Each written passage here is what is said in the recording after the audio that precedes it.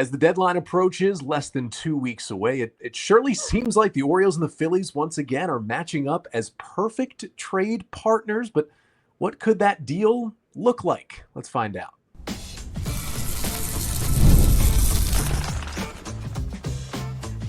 You are Locked On Orioles, your daily Baltimore Orioles podcast.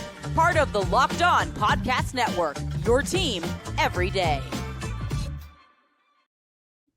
It is a Locked On Orioles, Locked On Phillies crossover episode here on the Locked On Podcast Network, your team every day. I am Connor Newcomb from Locked On Orioles. That is Connor Thomas of Locked On Phillies. This is a Connor crossover as well. And Connor, it's good to be talking trade deadline. I don't think I assumed that these two teams would be matching up in a trade as buyers and sellers. I thought maybe it'd be closer to what happened last year, which is they kind of did a buyer swap. But I'm assuming things are going a little bit better in Philly when it comes to the baseball team than Baltimore right now. Yeah, you'd have a hard time convincing the fan base that's going better in Philadelphia because you know how Philly fans are. But it is wild how the Orioles have led into the sellers market, and it opens up a lot of really interesting possibilities from these teams, maybe sending some players back and forth that were sent back and forth the last time that we got into a couple of deals, maybe a more aggressive move from the Philadelphia Phillies, who really,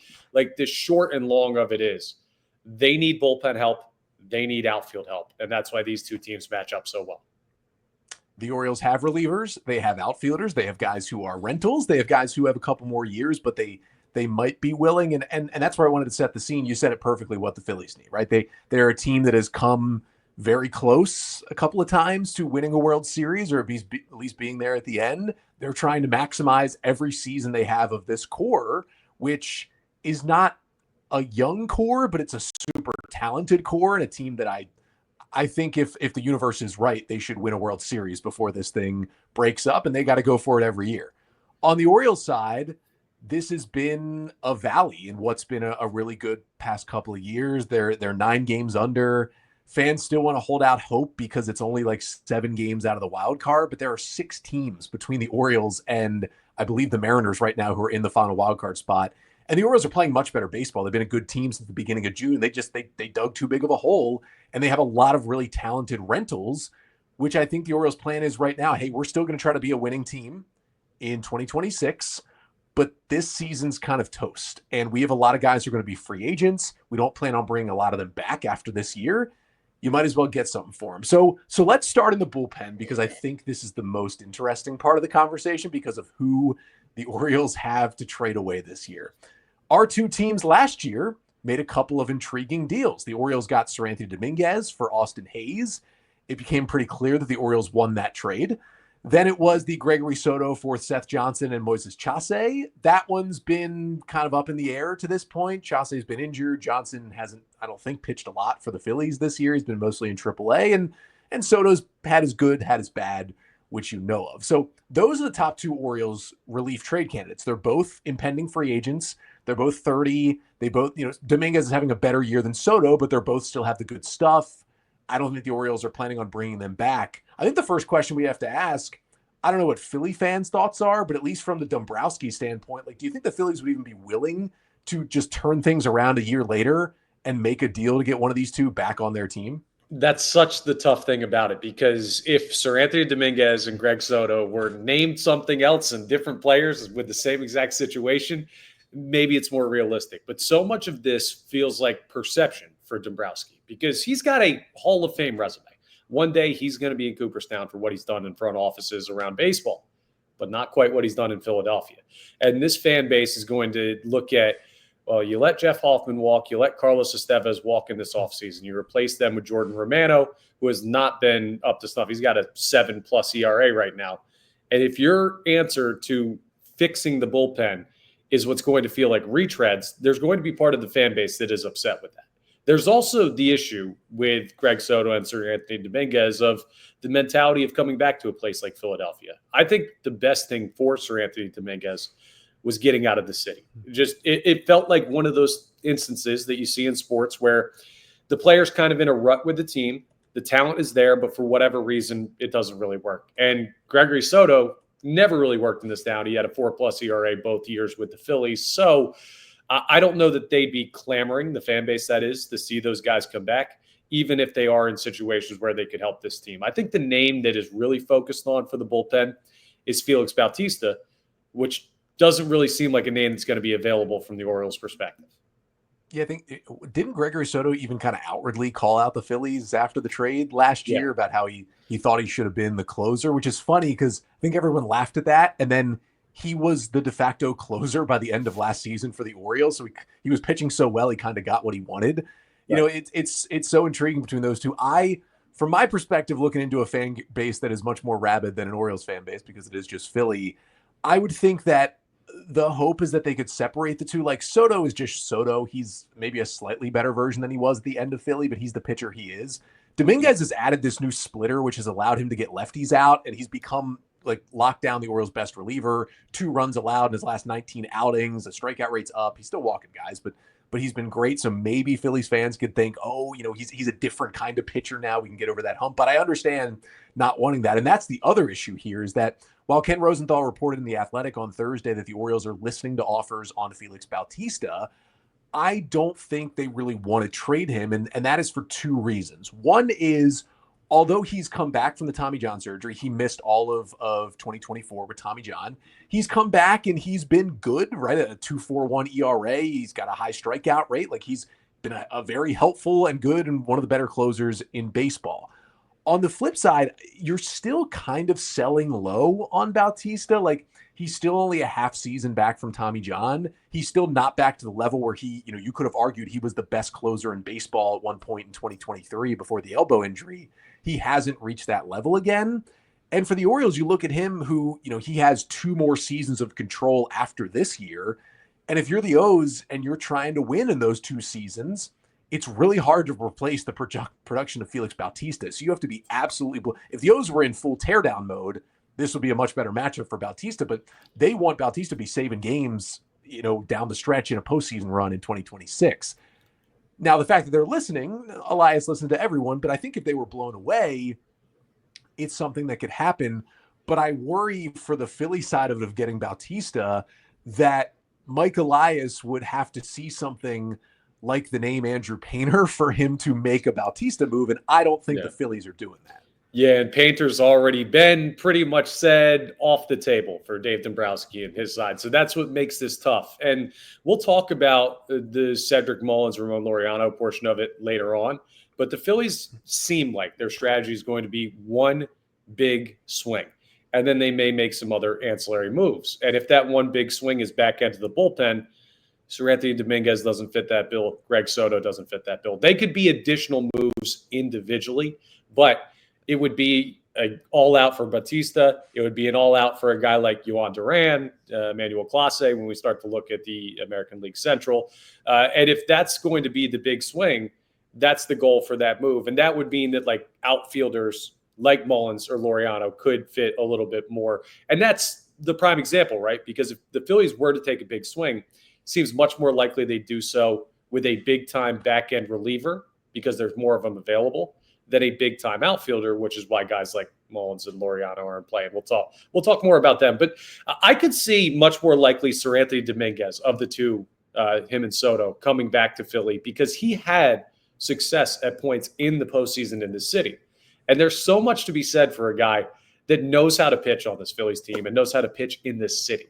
Like it's a lot of pressure playing here, and some guys have crumbled in that. And I think we're seeing that with Jordan Romano right now. So maybe there is some intrigue in bringing back a player that at least can fit the mentality of the city and is comfortable in this type of environment.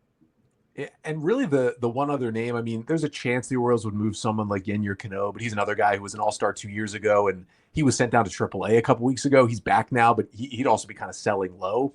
The other name is Andrew Kittredge. He had a knee surgery in spring training. It wasn't like a serious tear. It was a little cleanup. It took him out for 2 months.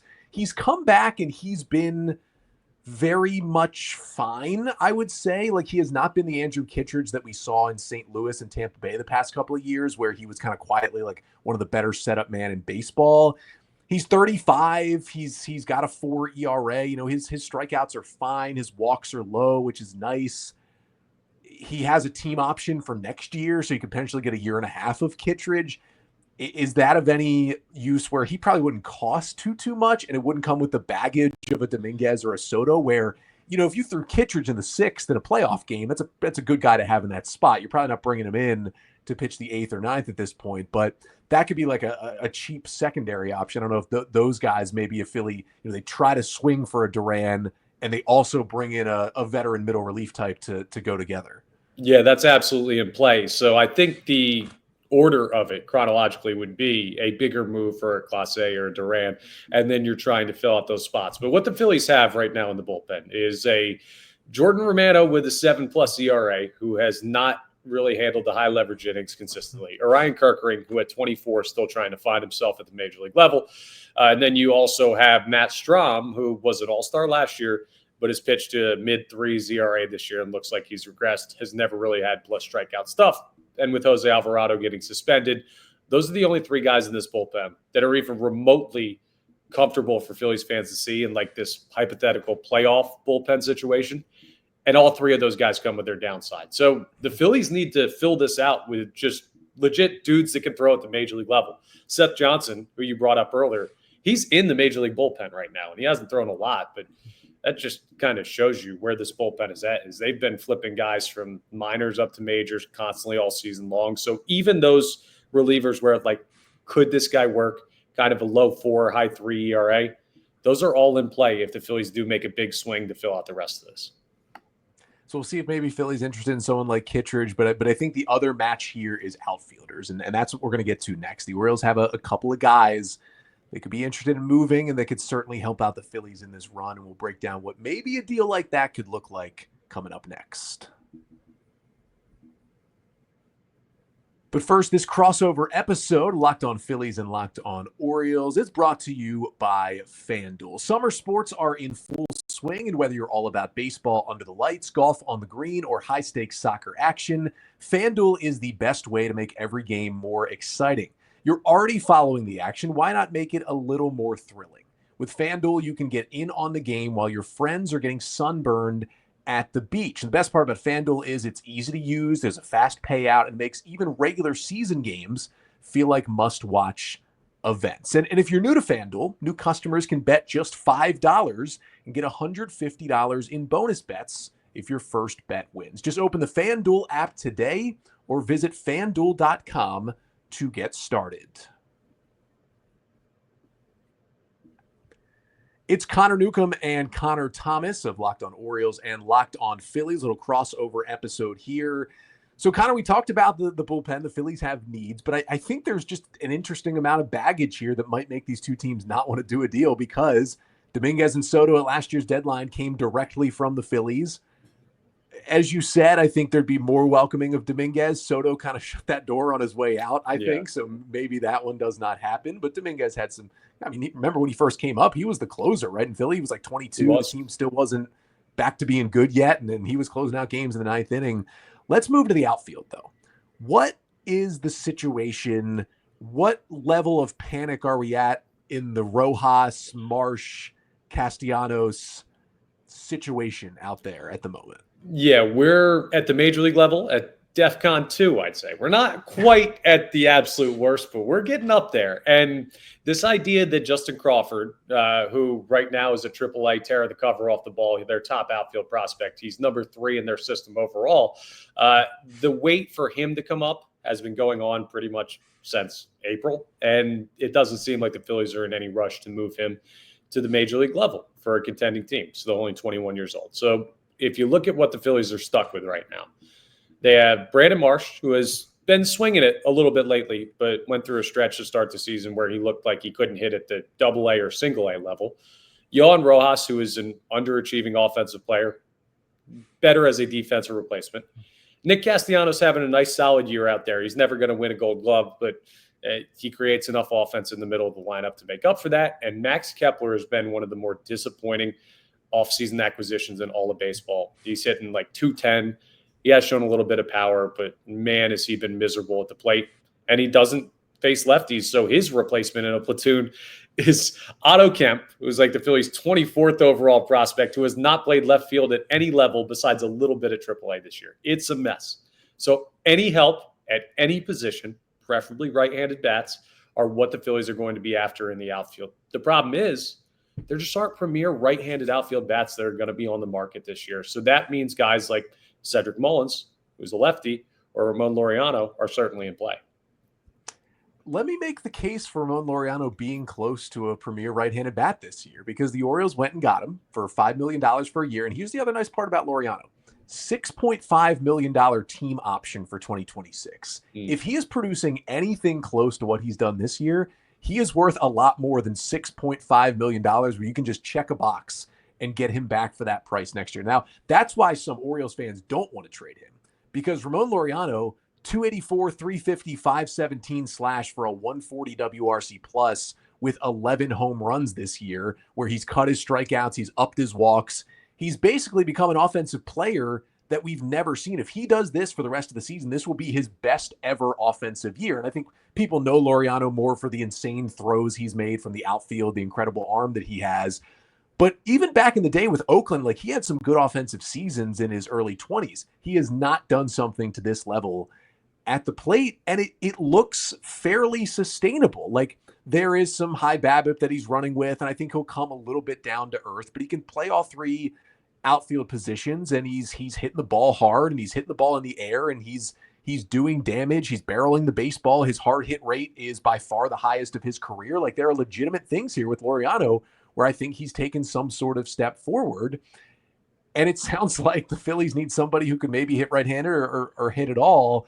I mean, at the very least, you could throw him in there as, I guess, a platoon with Marsh. But the interesting thing for Laureano has been the Orioles signed him to be a platoon bat. They signed him to come in, play, 3 times a week, hit lefties. That's what he's done.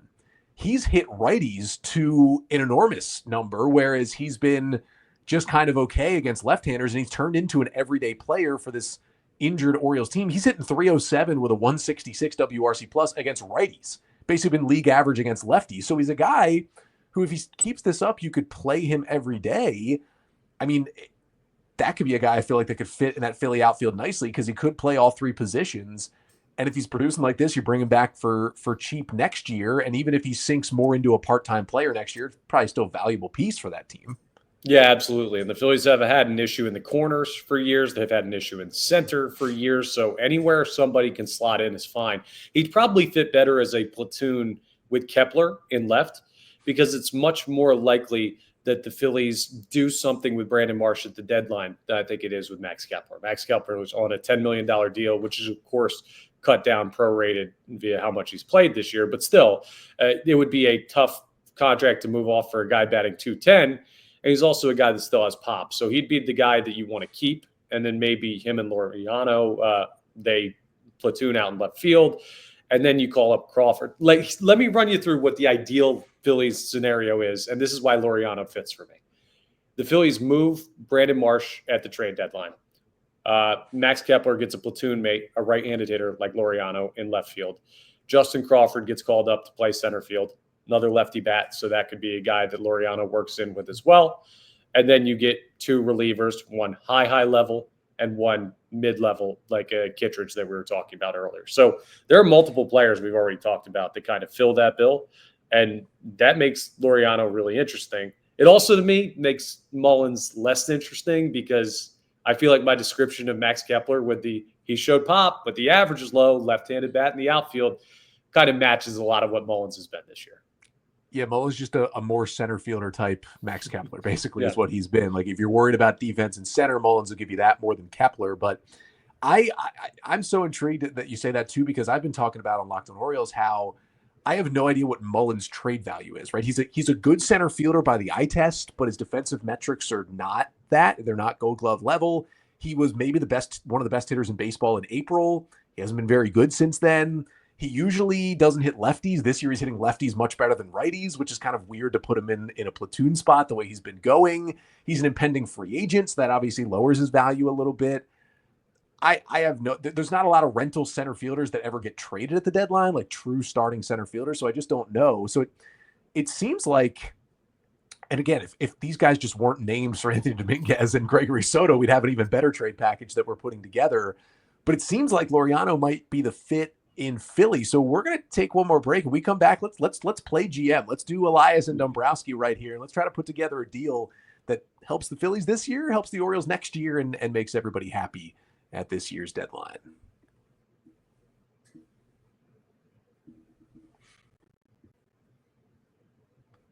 Connor Newcomb from Locked On Orioles and Connor Thomas from Locked On Phillies with a little deadline preview crossover. We're, as you're listening to this or watching this, about 13 days away from the trade deadline. Phillies are going for it. Orioles, they're falling into the seller category at this point, but they have outfielders, they have relievers that the Phillies are certainly going to want. So, Connor, here is my next question.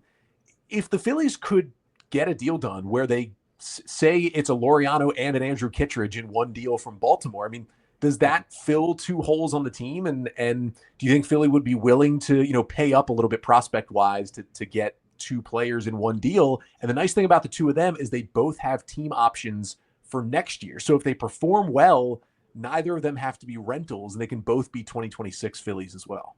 Yeah, that does fit again with one other larger move in the bullpen. That would be a secondary move with the package deal that I think makes a lot of sense for the Phillies. The weird thing, I'd love to get your perspective on this before we're done with the episode. Like what a seller is and what a buyer is at the Major League Baseball trade deadline in the year 2025 has totally changed with how many teams are close and how many teams are on these fringe spots where with the extra wild card spot feel like they're in. There are so few sellers. So the past couple of years, you haven't really seen top prospects or top players moved at the deadline. So I don't really, it's very hard to nail down exactly what the value of players are. I don't just think it's a Cedric Mullins thing. I don't just think it's a this instance thing. So as far as building a deal is concerned, I don't know where you'd be looking at as far as prospects are concerned. I'm looking at a guy like Gabriel Rincones Jr., who was in camp with the Phillies in spring training this year, a guy that really showed some offensive prowess, was close to getting a shot with the team and just didn't break camp with the team. He's had a bit of a down year, but he's another guy that projects quickly to the majors in the outfield. As far as pitchers, the name that a lot of teams are going to ask about is Mick Abel. But being that he's the number 5 prospect in the system, I see him a lot more as a piece of a deal for a guy like Yohan Duran or Emmanuel Clase than for this ancillary deal. So the top arm you could be looking at that's close.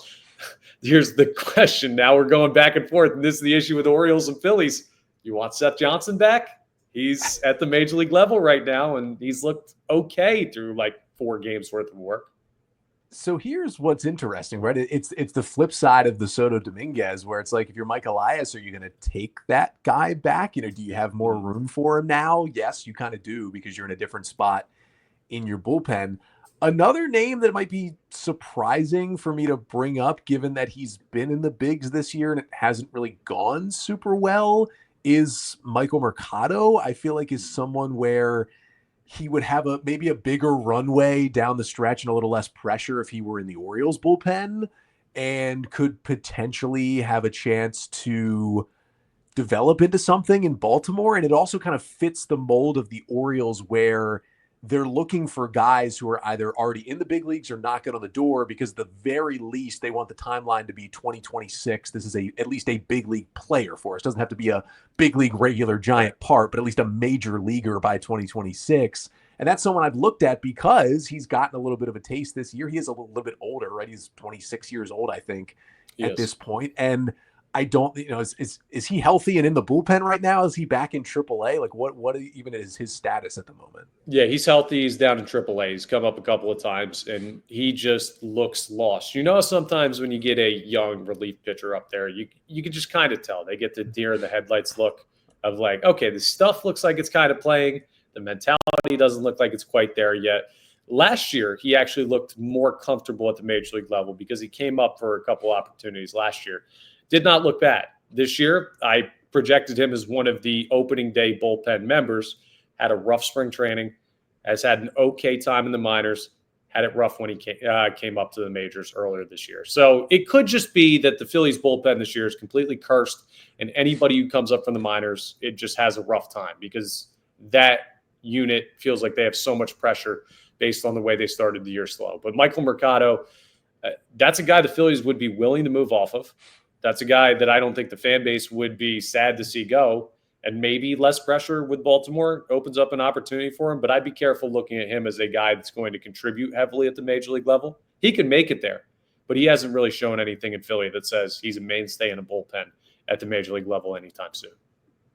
Yeah, I think Orioles fans are going to be upset with me if this trade doesn't end with Mick Abel in Baltimore, but it does sound like he's just so sought after that I think the Phillies are going to be able to move him in what would be a bigger deal, right? I think if we were talking Felix Bautista right now, I think you'd be willing, it seems like, to throw in the name Mick Abel, but with a Kittredge and a Laureano, maybe not. And I think Laureano's value is high, but I also understand the flip side of it where it's like, this just might be a hot first half. Like, this is not the Ramon Laureano we've seen for the last 5 years. And I kind of understand that side of it as well. And same with, we're throwing in Kittredge, right? He's 35 coming off knee surgery. It's not like you're bringing him in to be the 8th inning, just shutdown man. You're getting help in your middle relief. So I've got 3 names. None of them are the top pitching prospects in the Philly system, but I think Mercado is someone the Orioles could work with. I've been saying the Orioles should try and find their version or the second version of the Yennier Cano trade. When they got Cano, it was in 2022. He was up and down with the Twins bullpen. He had like a 20 ERA.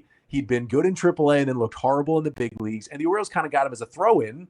It took him 6 months, basically, 9 months to turn him into an all-star setup man because he had the stuff. He just needed the reset in the offseason, maybe a new team and less pressure and all that good stuff. And I think the Orioles should be searching for that guy. And I've identified Mercado as, maybe someone who's got that up and down. The Phillies clearly see something and like something, the fact that they've used him in the bullpen this year.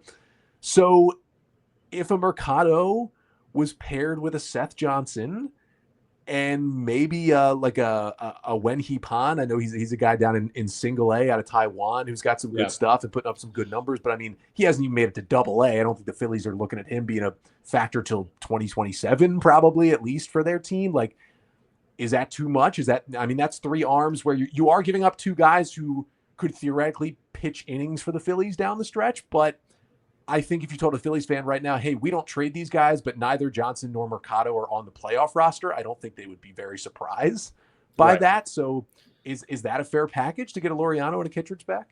I don't think that's unfair. The only issue that I would have personally, if I was sitting in the president of baseball operations chair, is the Wenhee Pan story is so awesome that I wanted to be a part of this organization, but you can't get sentimental like that when it comes to the trade deadline. I don't think that's an unfair type of return. And the thing with the Phillies is they just drafted 8 of their first 8 straight picks in the amateur draft were all pitchers. They're clearly trying to rebuild this bullpen through their minor league system with guys like Gage Wood out of Arkansas, who could be a quick to the majors type of guy. They don't have, if you're not in the bullpen plans right now, you're probably not in the bullpen plans like next year or two. So that takes guys like Michael Mercado and Seth Johnson to say, hey, if you're close, but we don't really trust you right now, we're going to have to rebuild this thing a lot quicker. You could be on the move. So I don't think that's unfair. And I think that works well for both sides. You guys get high upside, close to major league prospects, and the Phillies get back players that can help them now. So I wouldn't have any issue with that deal. Again, all of this pending that they could take a big swing with a back end of the bullpen guy from another team. And that would probably be where your guy Mick Abel goes. So I think we worked something out there a little bit. I think I like this deal. Now, I think my last question would be, do you see the Phillies operating in a way where they wait until the big swing is made before they would make a deal like this? Maybe a little bit for optics, but more of like, if we give away something, say another team really likes Pine. He's got good stuff. He's going to be in Double A soon. Say a team really likes him. Do they worry that might need to be thrown in for a deal to get a Duran or something? Or do you think, if Elias and Dombrowski have this conversation tomorrow, the Phillies are willing to make the kind of quote unquote smaller side deal before they make the big splash? It's really tough to say because Dave Dombrowski has said pretty cordially he's going to be aggressive. That's the thought process. That's what all of the insiders who are tight with the team or just in baseball in general have said. They're going to take a big swing. So I don't know if that says, hey, we already know who we have on the table to take this big swing, and those are going to be big name players and whatever throw-in you need after that. Like if you're willing to trade Mick Abel, you're going to throw in the 20th ranked prospect in your system if they want that as well. Like you'll make that deal work. It will not fall apart over that player. So that could open up for this to happen first. I just got to believe that with the necessity of the big time arm and the potential for that deal to get a little bit tricky with a lot of suitors, that would get done first. This would get done second. But if they're truly going to take a home run swing, there's nothing that says they can't do this move first just to get it out of the way. So I know that's kind of sitting on the fence there, just kind of the thought process of how the Phillies should go about this trade deadline. I think we made a deal. I think Elias and Dombrowski, I know they're both listening, obviously. I know Always Elias do. always listens to Locked on Orioles. I know Dombrowski or at least Sam Fold is always listening to what's going on in Locked on Phillies. So I'm sure they're locked in. So Michael Mercado, Seth Johnson, and Wenhee Pan to the Orioles for Andrew Kittredge and Ramon Laureano, basically the two cheap veterans the Orioles signed to one-year deals in the offseason and potentially turn them into some pitching prospects. I think that kind of works out. And for Johnson and Mercado, like, they could pitch down the stretch for the Orioles. They could be targeted to be part of the 2026 team. You still get help for right now. It's not totally, all 19-year-olds who you're looking years and years down in the future. So this seems to work out. Well, kind of, we've got the crossover going. So I'll say Locked on Orioles, we'll be back Monday. We'll be recapping Orioles Rays series, then continue to talk trade deadline. If any Orioles fans listening or watching want to learn some more about the Phillies, I know my rooting interest goes to Philly pretty quickly when the Orioles are out of things, or really when a Baltimore team is out of things. It's funny. That happens for a lot of people here in Philly, too, that they go to the Orioles. I guess it's proximity. And there's not really that rivalry. It's a sister city, brother city kind of thing. Yeah. I think there's just so many people that have moved to one city or the other that everybody who's a Baltimore fan knows a Philly fan, and every Philly fan knows a Baltimore fan. So if Orioles fans want to jump on the Philly bandwagon, what can they expect coming up with Locked on Phillies? Yeah, we're going to do a lot of stuff with the upcoming trade deadline. We actually do have a series with you guys coming up in early August. So right after the trade deadline, maybe we'll do a joint little trade deadline review and a preview of that series. But it's also a look at how this team goes from good to great, because they're 14 games over 500. But at the same time, the expectations are World Series. So a lot of fun stuff happening as the second half gets going over here. Orioles and Phillies made 2 deals around last year's deadline. There seems to be a solid chance they will make another one. Connor Newcomb from Locked on Orioles, Connor Thomas from Locked on Phillies. Thank you all so much for joining us on this crossover episode. We hope you have a great weekend. Baseball is back. All-Star break is over. There are games on tonight, so enjoy the baseball this weekend, and you'll see both of us back on our shows on Monday.